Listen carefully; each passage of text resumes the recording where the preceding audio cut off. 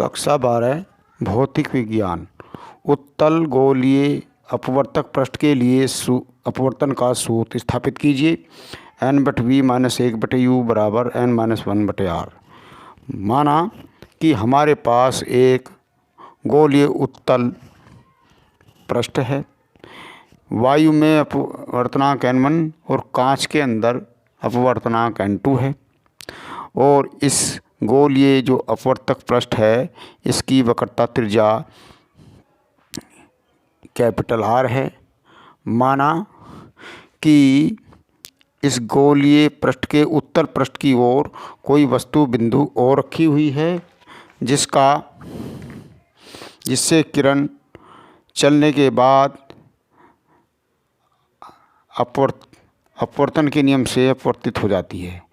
इस प्रकार से चलेगी तो यहाँ से यहाँ तक का कोण जो है वो I होगा और ये वाला कोण R होगा। जब कोई प्रकाश की किरण एक माध्यम से दूसरे माध्यम में जाती है तो वह अपने मार्ग से विचलित हो जाती है। यह अपवर्तन का नियम है। तो ये वाला, अब हमने ये जो किरण, ये रेखा जो हमने ऐसे खींची, बिल्कुल इसके सीध पे फीटी रखकर बिल्कुल सीधी इस तरह से पीछे मिलाई, तो ये वाला जितना ये वाला कोण है इतना ये वाला कोण होगा। ये R है तो ये वाला भी R हो जाएगा। और माना ये वस्तु है तो वस्तु का कोण अल्फा हो गया, तो OP जो है यहाँ से यहाँ तक की दूरी -u होगी। और ये पीछे की ओर मिलाया, यहाँ पर ये प्रतिबिंब है तो प्रतिबिंब का कोण हमने, प्रतिबिंब I पर है तो प्रतिबिंब कोण बीटा हो गया, तो IP की दूरी -u होगी। अब इसी प्रकार से ये जो P है बिल्कुल D के पास है, यहाँ पर हो सकता है, तो AD बराबर H हो गया। और केंद्र जो कोण है वक्रता त्रिज्या है इसकी R है, और केंद्र जो वक्रता त्रिज्या का कोण जो है बिंदु A पर जो दिखाई दे रहा है वो गामा है। तो अब हमने पढ़ा है जो बहिष्कोण होता है वो अंतर्मुखी कोण के बराबर होता है। तो इस प्रकार से इस चित्र में देखेंगे, त्रिभुज OAC लेंगे। पहले वाला त्रिभुज हमने क्या लिया, त्रिभुज OAC में इसमें ये वाला जो है ये वाला I कोण है ये बहिष्कोण होगा। तो ये बहिष्कोण है, इस बहिष्कोण का योग जो है अंतर्मुखी कोण O और C के बराबर होगा। तो इस प्रकार से हमने इसको लिया, और लेने के बाद कोण A जो है कोण O प्लस कोण C के बराबर होगा। ये कोण A जो है O प्लस C के बराबर, तो A जो है वो I है और O जो है अल्फा है, C जो है गामा है। इस प्रकार से ये समीकरण नंबर 1 होगी। अब इसी प्रकार से दूसरे कोण में ले सकते हैं, कोण A त्रिभुज ले लो या कोण IAC, ये पूरा लिया हमने बड़ा कोण, तो इसमें ये बहिष्कोण जो है ये वाला R, ये वाला जो R कोण है वो कोण I प्लस C के बराबर होगा। तो इस प्रकार से त्रिभुज IAC में बहिष्कोण A हो गया, तो ये बहिष्कोण A बराबर होगा I प्लस C। तो A जो R है और I B है और C गामा है। हमने ऊपर देखा, ये देखो बार बार देखने से हमें इसका पता लगेगा। देखो I बीटा है, C गामा है और जो A है वो R है। अब ये हमारा R बराबर हुआ बीटा प्लस गामा। ये समीकरण नंबर 2 की स्नेल का नियम क्या होता है कि द्वितीय नियम से या स्नेल के नियम से n बराबर साइन I बटे साइन R।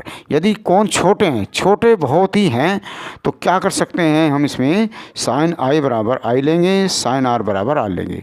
तो स्नेल के नियम में ये वाले मान रख देंगे 4 में, 3 में रखा है, ये 3 है समीकरण, तो यहाँ पर साइन I की जगह I रख दिया और साइन R की जगह R रख दिया। तो ये n बराबर होगा I बटे R।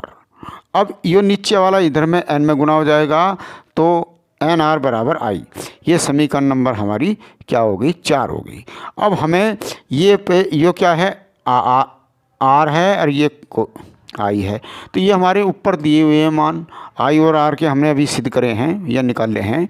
अब ये मान हमने क्या करेंगे, समीकरण नंबर में 4 में रखेंगे।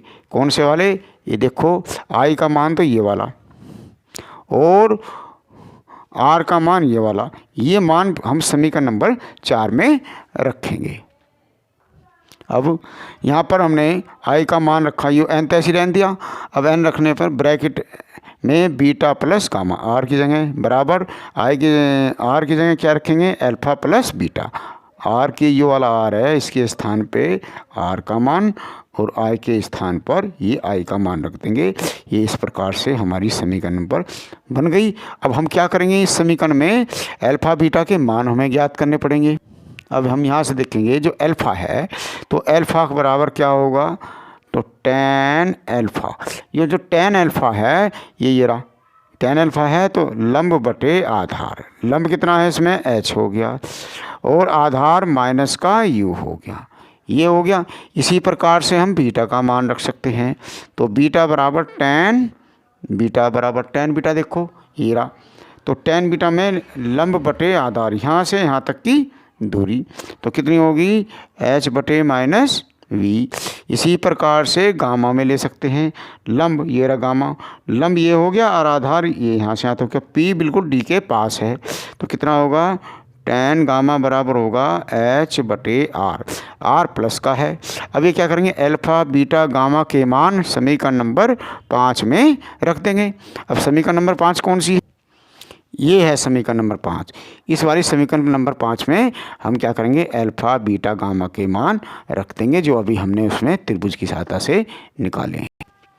देखो tan अल्फा का मान, अल्फा बराबर tan अल्फा h बटे u माइनस का, इसी प्रकार से tan बीटा का मान h बटे v। अभी हमने देखा त्रिभुज में से, उसमें से किस प्रकार से हमने इसको निकाला।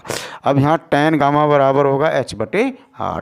ये अल्फा बीटा गामा के मान समीकरण नंबर 5 में रखने पर, अब यहाँ ये समीकरण नंबर 5 है, इसमें हमने रखेंगे यहाँ पर बीटा का, यहाँ गामा का, यहाँ अल्फा का, यहाँ गामा का मान रख दिया।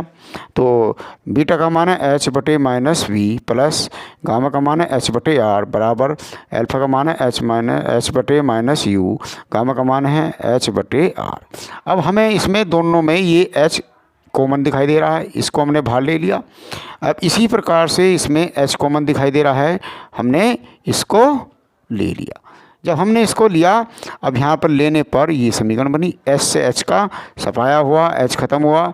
अब हमने हमारे पास यहाँ n बचा और यहाँ पर ये बचा। अब इस n की इसमें भी गुणा करो और इसमें भी गुणा कर दी, तो माइनस n बटे वी प्लस n बटे आर माइनस 1 बटे यू प्लस 1 बटे आर हो गया। अब हमारा यो माइनस का है, इस वाले पूरे को बराबर से इधर ले जाएंगे, प्लस हो जाएगा।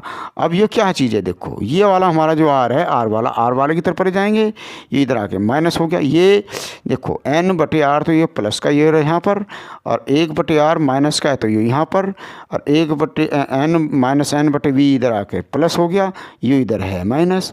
अब देखो दोनों के नीचे क्या है, यहाँ पर दोनों के नीचे क्या है, आर हमारा दोनों के नीचे बिल्कुल है एक सा, लघुत्तम हो गया, तो n माइनस आर हो गया। यहाँ n बटे वी और 1 बटे यू, हमारा सूत्र सिद्ध हो चुका है। इसको सही रूप में हम सिद्ध कर सकते हैं, या करके n बटे वी माइनस 1 बटे यू बराबर n माइनस 1 बटे आर। अब ये समीकरण नंबर 6 मान लो। अगर ये सिद्ध करने के लिए आ गया कि सिंपल रूप में इसको सिद्ध कीजिए, तो हम इसको सिद्ध कर लेंगे। यदि वो कहे कि अलग अलग माध्यमों के लिए सिद्ध करो, तो n बराबर n2 बटे n1 का मान समीकरण नंबर 6 में रख दें। 6 में रखेंगे, यहाँ पर क्या रखेंगे, n का मान, यहाँ पर भी n का मान रख देंगे। यहाँ पर क्या रखेंगे, n2 बटे n और n2 बटे n, n2 बटे n1 बटे v 1 बटे u बराबर n2 बटे n1 माइनस 1 बटे r। इस n की इसमें ले लेंगे, लघुत्तम ले लेंगे, और ये n नीचे आ जाएगा n1, तो यहाँ हो जाएगा n2 बटे n1 v माइनस 1 बटे यू, और इधर गुना करेंगे n2 माइनस n1 बटे n1। इसकी गुना इसमें कर दो तो क्या हो जाएगा, ये हो जाएगा n2 बटे एन वी माइनस 1 बटे यू n2 माइनस n1 बटे n1 r। ये n यहाँ पर है, यो कहाँ चला जाएगा, नीचे है तो यो यहाँ पे शुरू में ले लो, जब यहाँ पे इधर लेंगे तो ये शुरू में आएगा। तो ब्रैकेट लगा लिया, यहाँ n1 हो गया, n2/n1 v minus 1/u bracket बंद, n2 माइनस n1/r। अब इस n की भीतर गुना करो, n1 n2 minus n1 v, और यहाँ पर n1 माइनस v हो जाएगा। अब क्या करेंगे, यो जो हमारा यहाँ दिया हुआ है यो n1, इसको n1 को ख़त्म करेगा, n2/v बचेगा, n1/u बचेगा, यहाँ पर जो है n2 माइनस n1 हो जाएगा बटे r हो जाएगा। इस प्रकार से n2/v माइनस n1/u बराबर n2 माइनस n1/r। इस प्रकार से अलग अलग माध्यमों के लिए ये हो जाएगा। इसको याद करेंगे, ये दोनों प्रश्न हैं, उत्तर पृष्ठ वाला भी और अवतल पृष्ठ वाला भी। एक है संपर्क में रखे दो उत्तल लेंस, संपर्क में रखे दो पतले उत्तल लेंसों की फोकस संयुक्त फोकस दूरी का व्यंजक है। एक है पतले लेंस में अपवर्तन का सूत्र। ये 4 क्वेश्चन है, चारों में से हर साल एक आता है। इसको याद करेंगे, जो समझ में नहीं आएगा पूछ सकते हैं।